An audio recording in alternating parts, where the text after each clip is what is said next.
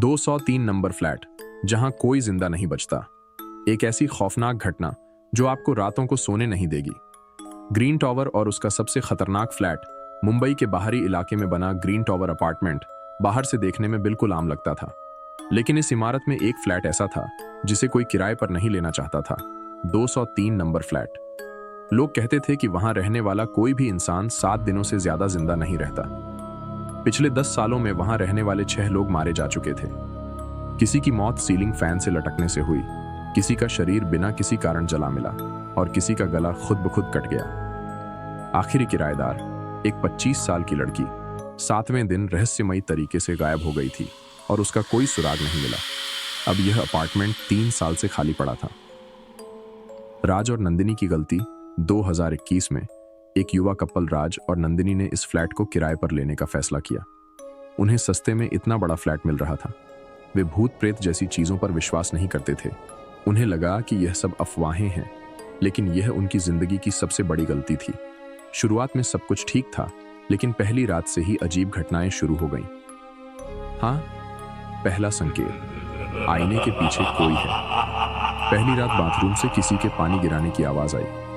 राज देखने गया, नल बंद था, लेकिन जैसे ही उसने आईने में देखा, उसे महसूस हुआ कि कोई उसके पीछे खड़ा है। लेकिन जब उसने मुड़कर देखा तो वहां कोई नहीं था, लेकिन आईने में अभी भी एक साया दिख रहा था, एक काली परछाई जिसका सिर नहीं था। राज ने जल्दी से आईना पोंछा, लेकिन परछाई वहीं थी। मौत का फोन कॉल। दूसरी रात के 2:30 पर नंदिनी के फोन पर एक अनजान नंबर से कॉल आया।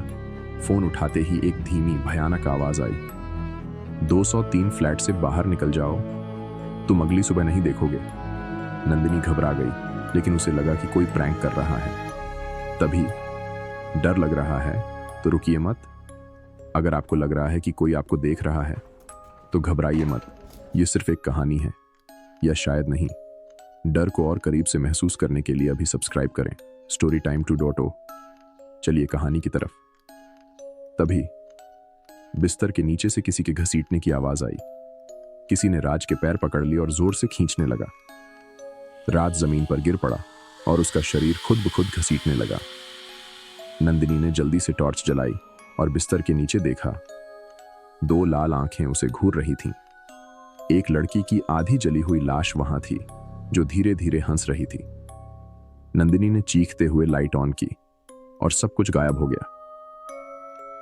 203 का भयानक इतिहास।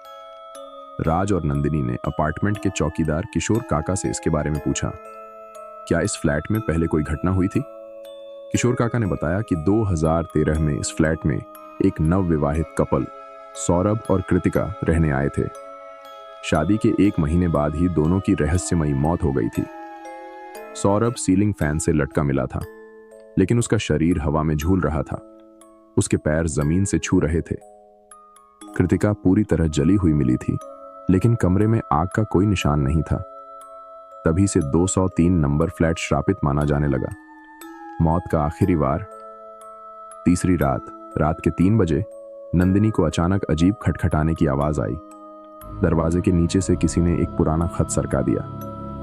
अब तुम मेरी जगह लेने वाले हो, मुझे छोड़कर कोई नहीं जाता।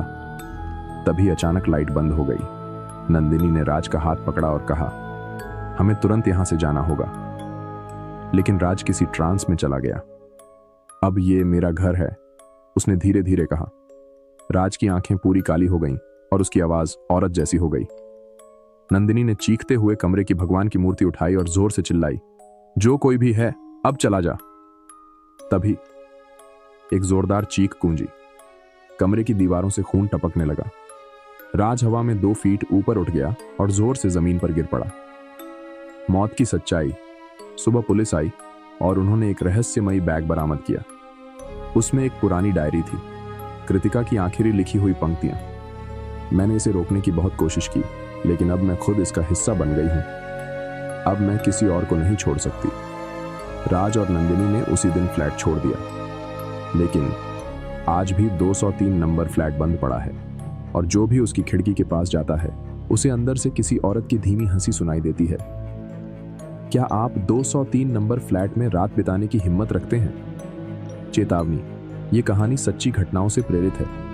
अगर आप इस अपार्टमेंट के बारे में और जानना चाहते हैं तो सावधान रहें, क्योंकि जो इसे ज्यादा खोजता है वह खुद इसका हिस्सा बन जाता है।